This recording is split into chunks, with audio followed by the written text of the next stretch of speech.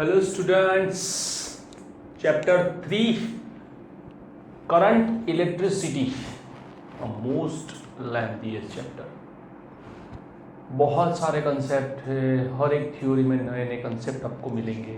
Okay, सबसे पहले हम लोग बात करते हैं, थोड़ा इंट्रोडक्शन लेते हैं कि भी 10th स्टैंडर्ड में तो हमने पढ़ा था what is electricity, but exactly उसे थोड़ा ब्रश अप कर लेते हैं. तो सबसे पहले करंट की बात करो. What is current?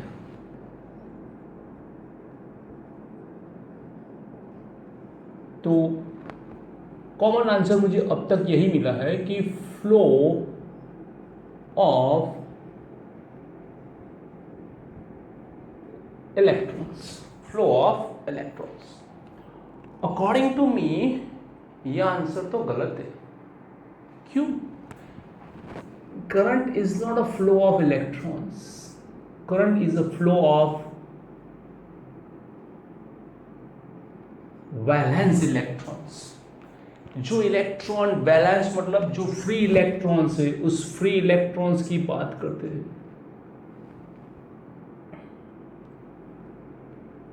Okay, flow of valence electrons is a current. अब वैलेंस इलेक्ट्रॉन सबसे ज्यादा किस में होते हैं? तो वैलेंस इलेक्ट्रॉन सबसे ज्यादा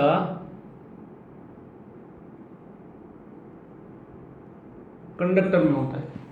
कंडक्टर में लाइक कॉपर, आयरन, ये सब जिसके अंदर बहुत ज्यादा वैलेंस इलेक्ट्रॉन्स होते हैं, बहुत ज्यादा. अब बात करते हैं वैलेंस इलेक्ट्रॉन में मोशन की. So there are two types of motion. First,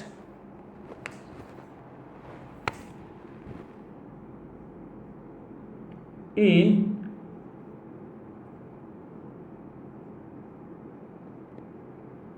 absence of external electric field, in absence of external electric field, तो सपोज ये कंडक्टर है, ठीक है, ये कंडक्टर का टुकड़ा है जिसमें हम देखते हैं कि भाई क्या होता है क्या नहीं होता है. ये रहा कंडक्टर. अब इस कंडक्टर के अंदर इलेक्ट्रॉन कौन सी मोशन करेंगे? रैंडम मोशन, जिसमें कुछ इलेक्ट्रॉन इधर जाएंगे, कुछ इलेक्ट्रॉन ऐसे जाएंगे, कुछ इलेक्ट्रॉन ऐसे आएंगे, कुछ इलेक्ट्रॉन में भी इधर जाएंगे, कोई इधर आएगा, कोई इधर आएगा. Random motion. Due to this random motion, net charge flow in any direction, any मतलब particular direction, okay, is zero. मतलब पर्टिकुलर कोई भी डायरेक्शन के अंदर हमें ना तो राइट साइड पे ना तो लेफ्ट साइड पे मुझे नेट चार्ज जाता हुआ नहीं मिलता है. मतलब Q net is zero, therefore the current is zero. क्यों? According to definition flow of current. अब फ्लो ऑफ इलेक्ट्रॉन मतलब क्या हुआ कि डायरेक्शन में फ्लो ऑफ इलेक्ट्रॉन नहीं हो रहा है, तो आप करंट को कैसे बता सकते हो कि भी इस डायरेक्शन में जा रहा है या इस डायरेक्शन में जा रहा है? आपका चार्ज ही फ्लो नहीं हो रहा है. अब आप क्या करोगे? नाउ अप्लाई एक्सटर्नल फील्ड, मतलब कि बैटरी.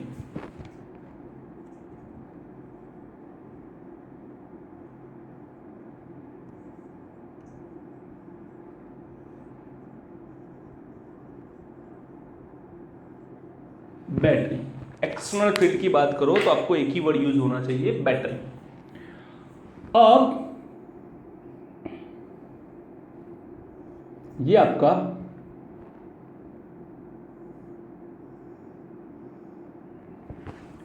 अगर सपोज, ध्यान से देखना और समझना, पूरा डीप नॉलेज है, एक्सटर्नल फील्ड मैंने ऐसे अप्लाई कर दिया फ्रॉम पॉजिटिव टू नेगेटिव, तो होगा क्या, this positive side attract electrons, इस साइड आ जाएंगे, नेगेटिव साइड की जगह वो पॉजिटिव बन जाएगी, ठीक है। ये जो नेगेटिव साइड है वहां पे कंडक्टर में पॉजिटिव बन जाएगा और ये जो पॉजिटिव है वहां पे नेगेटिव। यहां पे चार्ज एक्यूमुलेट होता है, यहां पे चार्ज फिक्स हो जाता है, मूव नहीं करता है। अगर एक्सटर्नल इलेक्ट्रिक फील्ड में आपने कंडक्टर रखा तो वहां पे चार्ज मूव नहीं करेगा, फिक्स हो जाएगा। तो इसीलिए हमें क्या यूज करना है, बैटरी। क्या यूज करना है, बैटरी। तो ये जो इलेक्ट्रॉन है धम धम धम धम धम धम यहाँ पे आ जाएंगे सारे के सारे, ताड़ ताड़ ताड़, पूरा रश आ जाएगा ऐसे, ठीक है। और यहाँ पे कोई भी चार्ज अक्यूमुलेट नहीं होगा, कंटिन्यूअस इलेक्ट्रॉन्स रोटेट होते रहेंगे, रोटेट होते रहेंगे, रोटेट होते रहेंगे, एक ही डायरेक्शन। कौन सी, from right to left, right to left, right to left, continuous motion to motion. मतलब क्या मिला, फ्लो ऑफ इलेक्ट्रॉन्स। क्या मिला, फ्लो ऑफ इलेक्ट्रॉन्स। और इसी फ्लो ऑफ इलेक्ट्रॉन्स को हम क्या बोलते हैं, इलेक्ट्रिक करंट। क्या बोलते हैं, electric current. This flow of electron is known as electric current. Now suppose एक कंडक्टर है,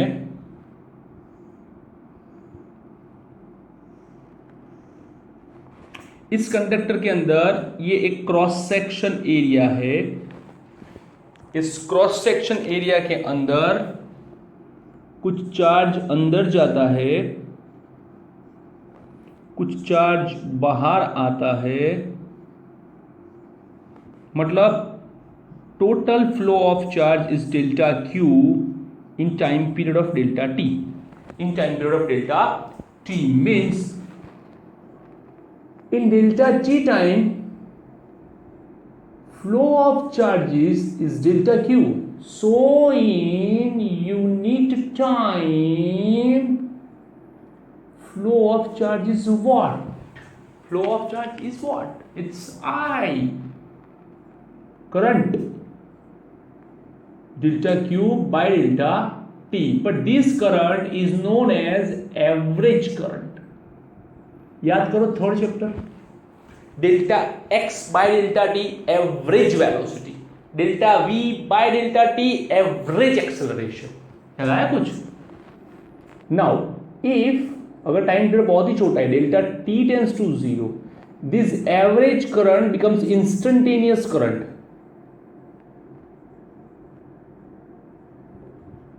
delta q by delta t I dq by dt. So this is current for some time period. This is current for at an instant, मतलब at a fixed time. Suppose 2 से 4 second में कितना current, 10वीं second पे कितना current, 10th second पे कितना current, 10th second पे कितना करंट, 10th सेकंड पे कितना करंट, ये 10th पे, ड्यूरिंग नहीं 10th। ओके, इसको थोड़ा dq ले लेते हैं, dq is equals to integration i dt। Okay okay, एक काम करो, dq is equals to i dt, therefore integration both the side and this is q।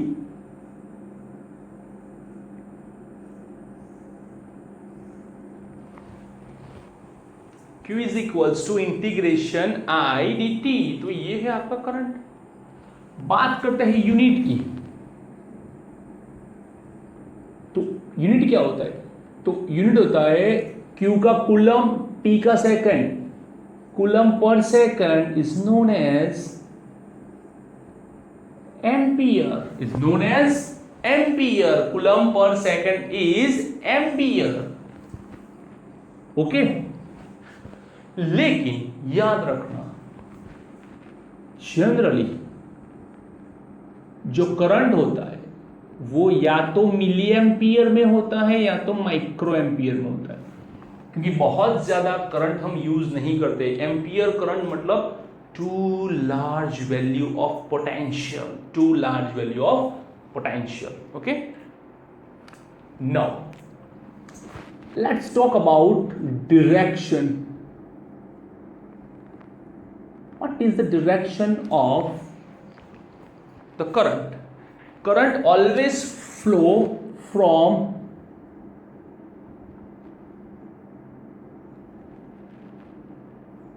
higher potential to lower potential। सपोज ये कंडक्टर है, ये करंट की direction है, ये पॉइंट ए है, ये पॉइंट बी है। क्लियर? तो ए का पोटेंशियल बी के पोटेंशियल से ज्यादा होगा।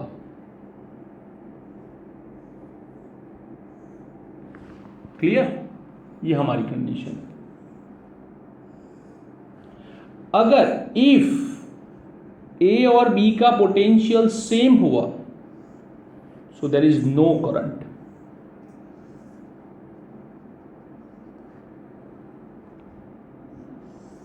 I is equals to 0, there is no current flow inside the conductor। Conductor में करंट फ्लो के लिए पोटेंशियल अनबैलेंस होना जरूरी है। If the potential is balanced, that means there is no current. Simple, एक सरफेस ले लो, पानी का ड्रॉप रखो, अगर सरफेस 100% हॉरिजॉन्टल है तो वो ड्रॉप वैसे का वैसा होगा। लेकिन अगर वो सरफेस में थोड़ा सा भी अनबैलेंस है, थोड़ा सा भी, तो वो ड्रॉप जो नीचे की साइड है, लोअर साइड, उसके ऊपर मूव करेगा, lower side, from higher to lower potential. Okay, अब बात आती है टाइप ऑफ क्वांटिटी। ये कैसे क्वांटिटी है, मतलब स्केलर है ये या वेक्टर है, कौन सी क्वांटिटी? चलो ये लिख लो फटाफट।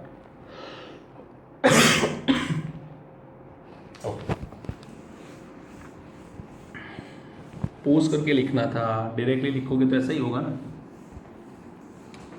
चलो इधर देखो,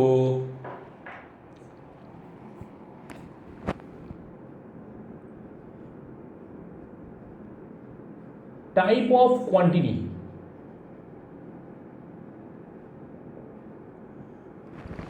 okay, we know the current has direction.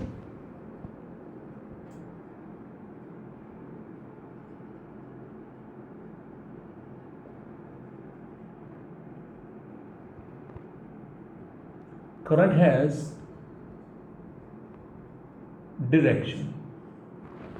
Okay, but ये वो वाली डायरेक्शन नहीं है जो हमने वेक्टर की डेफिनेशन में पढ़ी थी। यहां पे क्या होता है, सपोज करंट पोटेंशियल डिफरेंस यहां से यहां जाता है, तो अगर ए का पोटेंशियल हायर है, बी का लोअर है, तो करंट ऐसे फ्लो होगा। अगर बी का हायर है, ए का लोअर है, तो करंट ऐसे फ्लो होगा। नॉर्मल बात। ओके, तो उसकी पर्टिकुलर कोई डायरेक्शन नहीं होती है।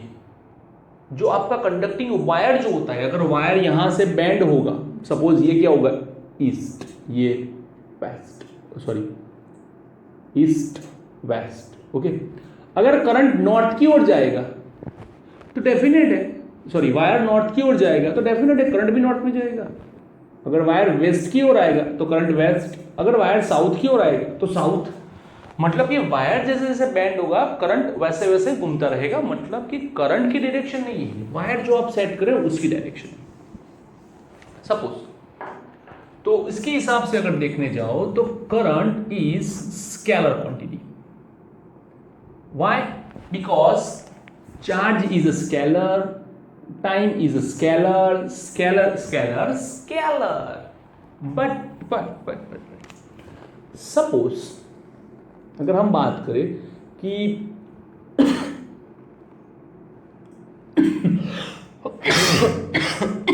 सॉरी, अगर हम बात करें कि इसमें 3 एम्पियर करंट आ रहा है,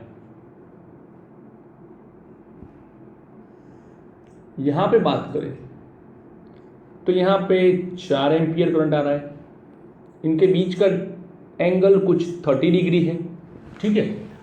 तो वेक्टर के हिसाब से क्या होगा, A square plus B square plus 2ab cos theta, ये होगा हमारा पूरा आंसर।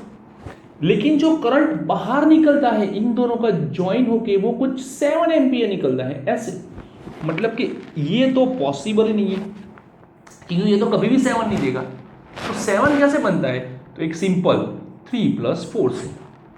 3 + 4 मतलब I1 current I2 current, this is I1, it is I2, okay, and is a 7 ampere. तो ये क्या हुआ, इसका मतलब क्या हुआ, तो इसका मतलब ये हुआ कि करंट का जो एडिशन है वो वेक्टर के हिसाब से नहीं, नॉर्मल के हिसाब से हो रहा है, very normal, very normal. That means ये एक स्केलर क्वांटिटी है।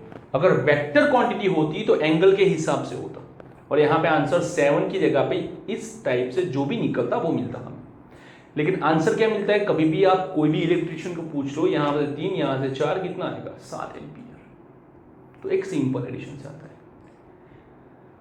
लेकिन ये जो करंट है वो क्रॉस सेक्शन पे डिपेंडेंट है। किसके डिपेंडेंट है, क्रॉस सेक्शन के। इसीलिए क्रॉस सेक्शन पे जब भी कोई डिपेंडेंट हो, ठीक है, उसके पास खुद की डायरेक्शन हो, ध्यान से सुनना, उसके पास डायरेक्शन भी आप दिखाते हो ऐसे ऐसे ऐसे, ठीक है, लेकिन उसका एडिशन स्केलर से हो, मतलब डायरेक्शन भी है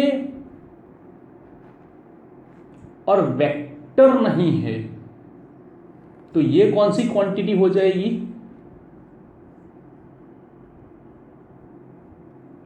टेंसर क्वांटिटी। कौन सी हो जाएगी, टेंसर क्वांटिटी। टेंसर क्वांटिटी एक ऐसी क्वांटिटी है जो वेक्टर और स्केलर में से नहीं है। मतलब ऐसी बहुत सारी डायरेक्शन, जैसे कि हमने याद करो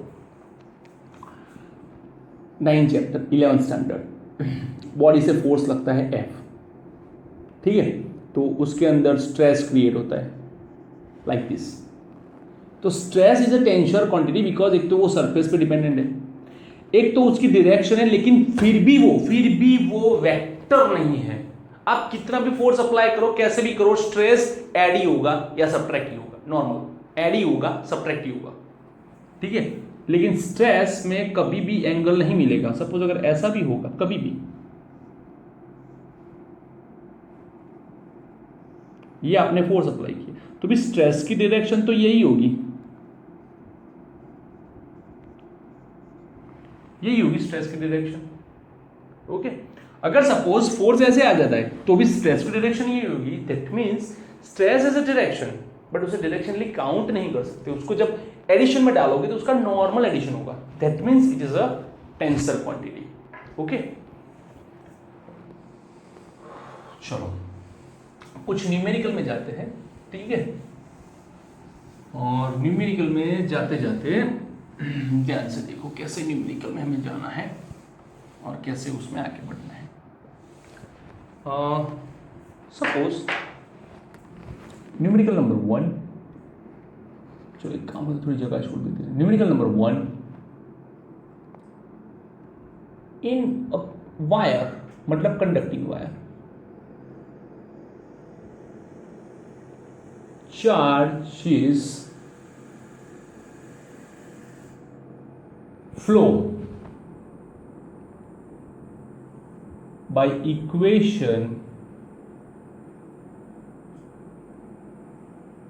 Q is equals to 3t square minus 5t, okay, 3t square minus 5t.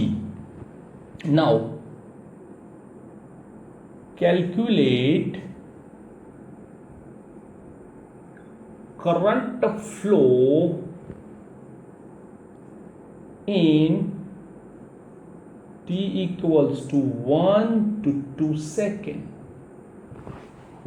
1 से 2 सेकेंड के अंदर मुझे करंट नहीं, average current,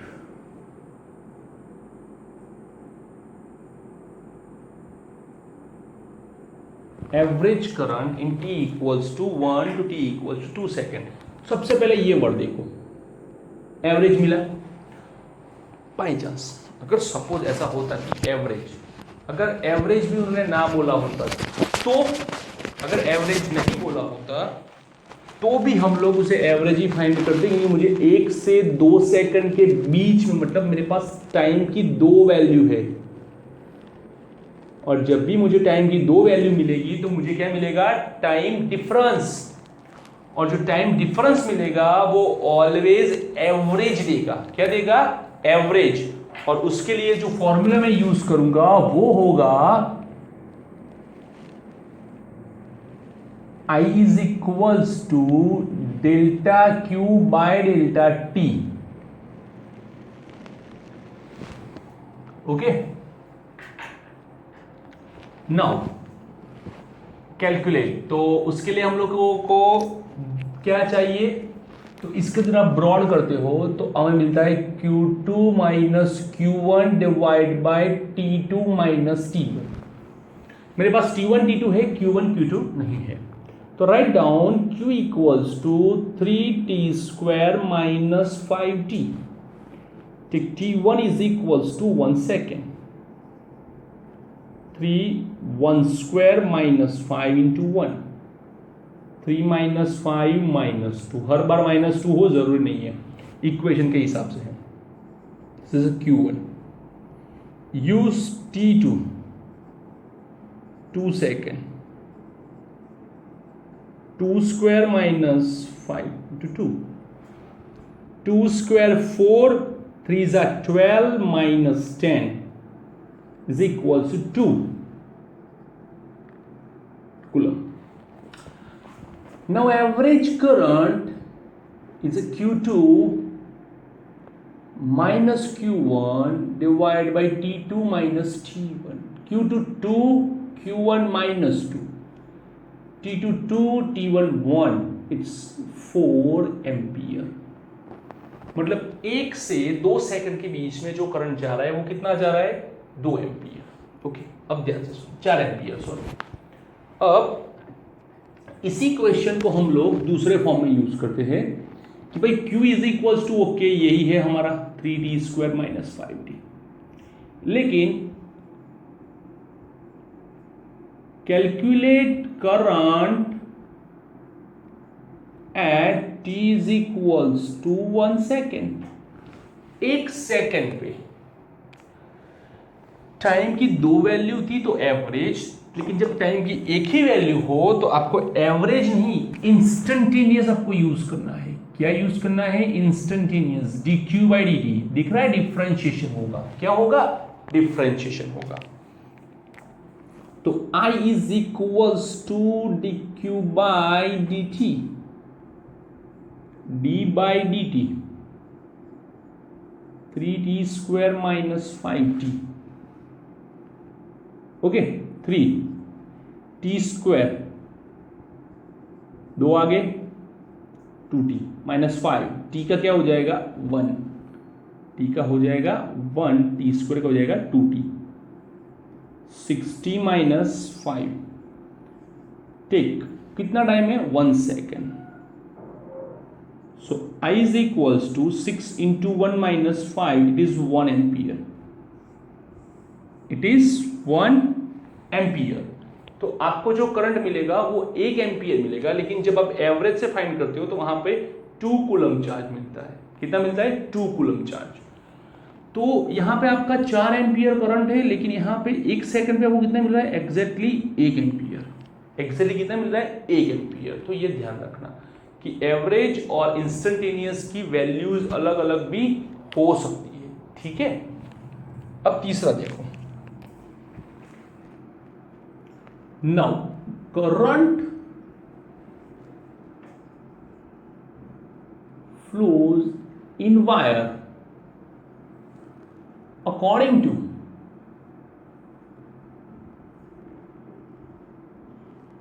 I is equals to 2t plus 1, 2t plus 1 ऐसे कोई इक्वेशन से मिलता है। फाइंड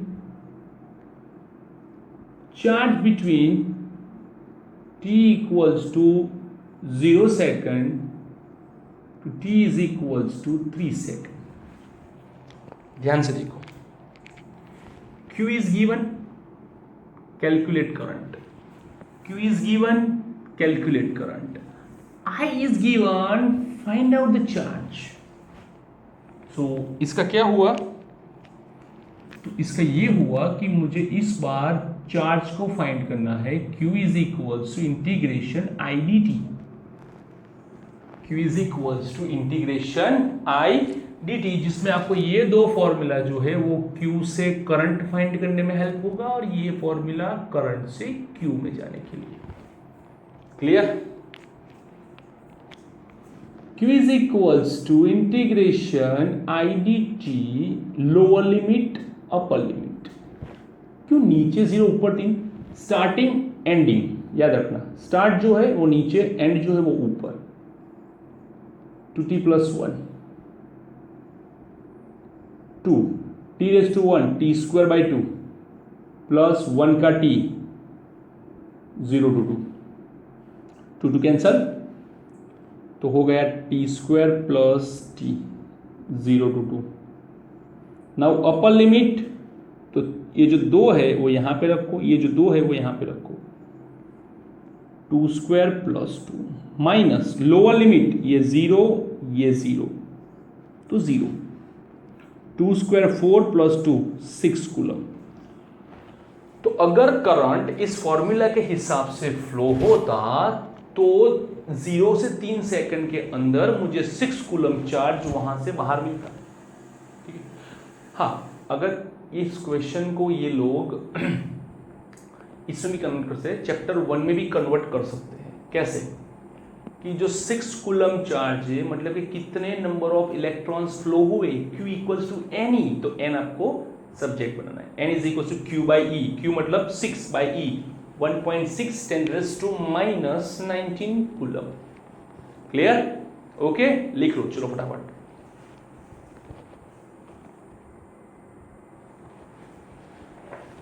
ओके, चलो एक टॉपिक ऐसा है, बुक में थोड़ा छोटा है और हमें थोड़ा समझने की ज़रूरत भी है, तो हम उसमें और ज़्यादा ध्यान डालेंगे। टॉपिक का नाम कुछ है current density. Current density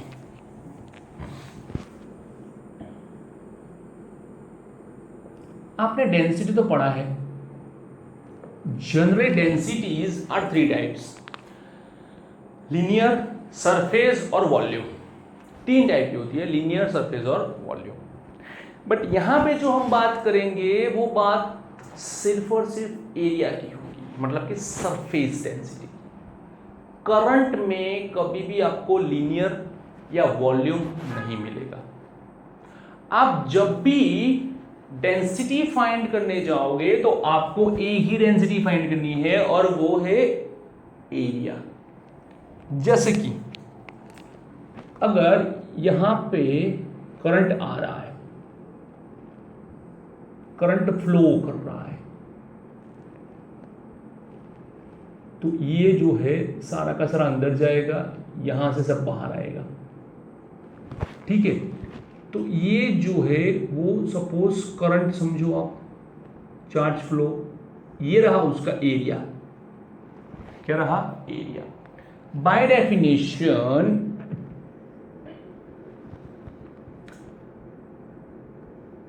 current flows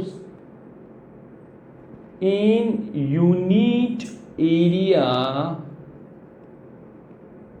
is known as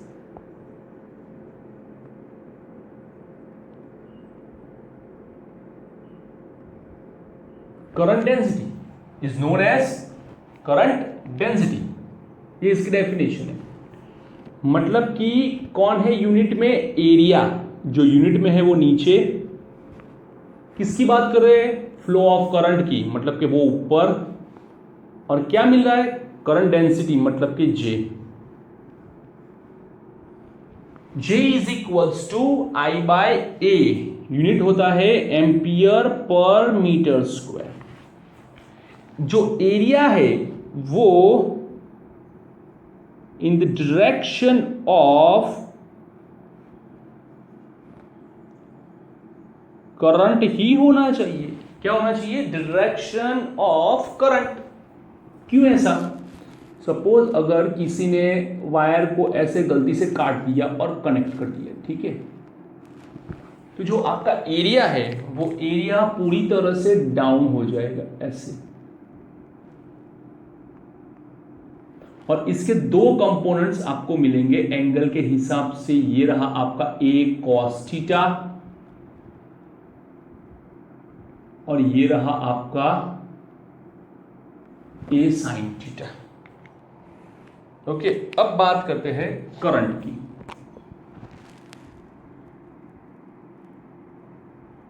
ये फ्लो हो रहा है, ठीक है।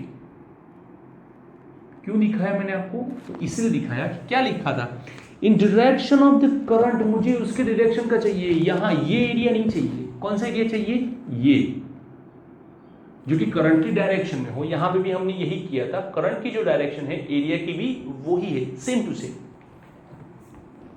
तो आपको जो जे लिखना है इस बार, उसमें ए नहीं, ए कॉस थीटा मेंशन करना है और ऊपर आई। I is equals to J A cos theta पे जाना है। कॉस थीटा कब यूज करते हैं? डॉट प्रोडक्ट में। इसका मतलब ये हुआ कि जो जे है और ए है दोनों का डॉट प्रोडक्ट होता है। इसका मतलब ये है कि जे इज वेक्टर क्वांटिटी। कौन सी? वेक्टर क्वांटिटी है, स्केलर नहीं है। तो ये है करंट डेंसिटी। थोड़ा सा टॉपिक है, जब आगे के टॉपिक में आएंगे तो सीधा इंट्रोड्यूस होगा, तो आपको पता होना चाहिए कि J is equals to I by A. Okay, clear? लिख लो।